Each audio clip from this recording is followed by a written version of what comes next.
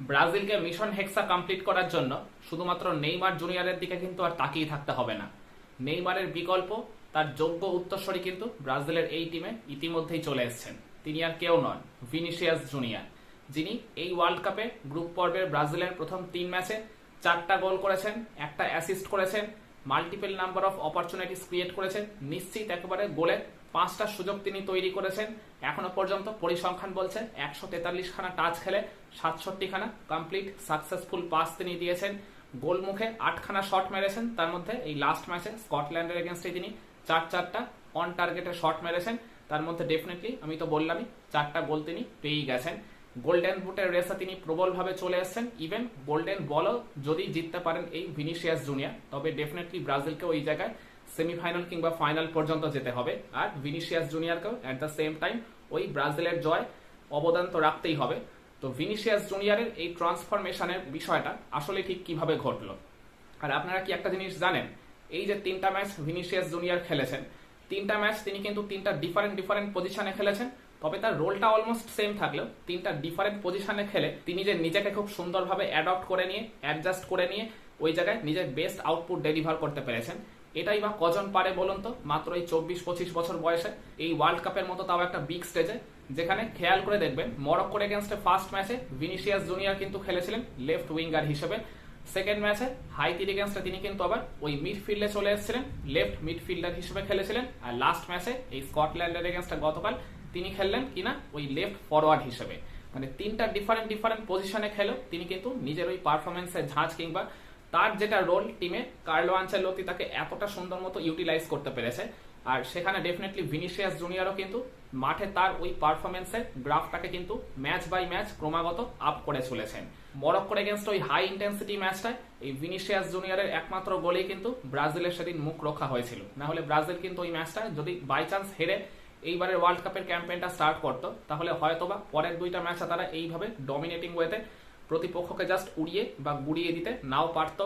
হয়তোবা group runners up হয়ে তারা পরবর্তী রাউন্ডে কোয়ালিফাই করতো। ডেফিনেটলি ওই রাউন্ড অফ 32-তে তাদের লড়াইটা কিন্তু আরো কঠিন হয়ে যেতেই পারতো, কিন্তু সেটাই হয়নি। মূলত এই ভিনিসিয়াস জুনিয়রের জন্য নেইমারের না থাকার অভাবটা তিনি যে একেবারে সুদে আসলে পূরণ করে দিয়েছেন। নেইমার যে ছিল না এই মানে প্রথম 2 ম্যাচে, ইভেন লাস্ট ম্যাচেও তো তাকে সেইভাবে পাওয়া যায়নি, কিন্তু অভাবটা একেবারেই বুঝতে দেননি এই ভিনিসিয়াস জুনিয়র।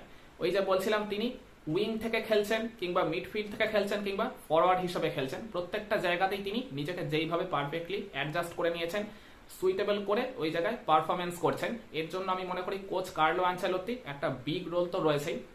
তিনি এর আগে 4টা বছর কিন্তু রিয়াল মাদ্রিদে কোচিং করিয়েছেন এই ভিনিসিয়াস জুনিয়রকে। ভিনিসিয়াস ওই রিয়াল মাদ্রিদে খেলেন কিন্তু মূলত ফরওয়ার্ড লাইনই, বেশিরভাগ ম্যাচে তাকে ফরওয়ার্ড লাইনেই খেলতে দেখা যায়। কিন্তু ম্যাচ সিনারিও বা কন্ডিশন বা ওই প্রতিপক্ষ বিবেচনায় টিমের যখন তাকে যেরকম প্রয়োজন পড়ে, ওই কার্লো আনচেলত্তি কিন্তু মাঝারি 4টা বছরে ভিনিসিয়াসকে নিজের মতো করে ইউজ করেছেন।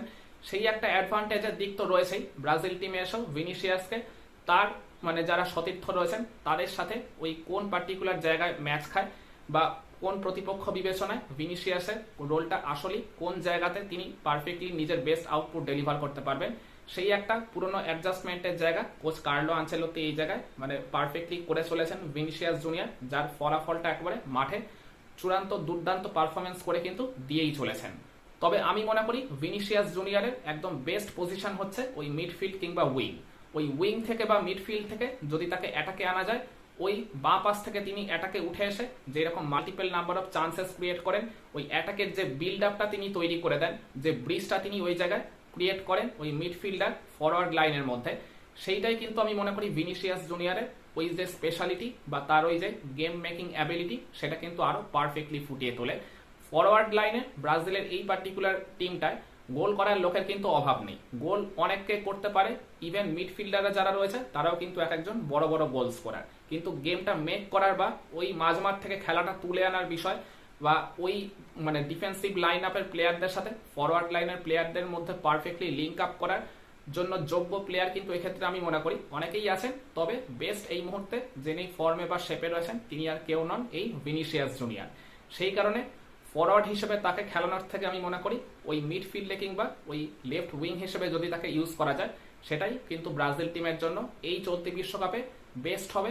তবেই ভিনিসিয়াস জুনিয়র কিন্তু ওই আমি আবারও বলছি, ব্রিজটা খুব ভালো মতো কিন্তু বিল্ড আপ করতে পারবেন। ওই কানেকশন বা বন্ডিংটা তিনি কিন্তু ওই ডিফেন্সিভ লাইনের থেকে ওই ফরওয়ার্ড লাইনের অবধি খুব ভালো মতো তিনি মেনটেন করতে পারবেন। সেই কারণে নেইমার যদি এর পরবর্তী ম্যাচগুলোতে খুব একটা অ্যাভেলেবেল নাও থাকতে পারেন, বাই চান্স ধরুন তিনি তার বেস্ট আউটপুট ডেলিভার করতে পারছেন না বা খুব একটা আপ টু দ্য মার্ক ওয়েতে তিনি ফর্মে নেই বা শেপে নেই ম্যাচ খেলার পরেও, তাতেও ব্রাজিলের এই টিমটাকে কিন্তু চিন্তা করার কোনো কারণ বা প্রয়োজন আছে বলে একেবারেই আমি মনে করি না। কারণ ভিনিসিয়াস জুনিয়র কিন্তু স্বমহিমায় ফিরে এসছে। ব্রাজিল টিমের হয়ে তিনি যে পারফর্ম করতে পারেন না, ক্লাবের জার্সিতে তিনি পারফর্ম করতে নামলে যতটা নিজেকে উজাড় করে দেন, দেশের হয়ে খেলতে নামলে তিনি সেই রকম ভাবে তার ওই আবেগটা থাকে না কিংবা ওই শতভাগ ডেডিকেশনটা ওই জায়গায় দেন না। এই যে একটা বহুদিন ধরে তার এগেনস্টে যে অভিযোগ রয়েছে, সেই সমালোচনার জবাব কিন্তু এই চলতি বিশ্বকাপে তার দুরন্ত পারফরমেন্সের মাধ্যমে তিনি কিন্তু দিয়েই চলেছেন বলে আমি অন্তত মনে করি। কি মনে করেন ব্রাজিলের ফ্যানরা, এই মিশন হেক্সা কমপ্লিট করার জন্য নেইমারের চাইতে ভিনিসিয়াস জুনিয়রের দিকেই কি এখন সবচেয়ে বেশি করে তাকিয়ে থাকা লাগবে, বা তাকে কি নিঃসন্দেহে এখন চোখ বন্ধ করেই ভরসা করা যায় বলে আপনারা মনে করেন? কমেন্ট করে আপনার মতামতটা জানাতে পারেন।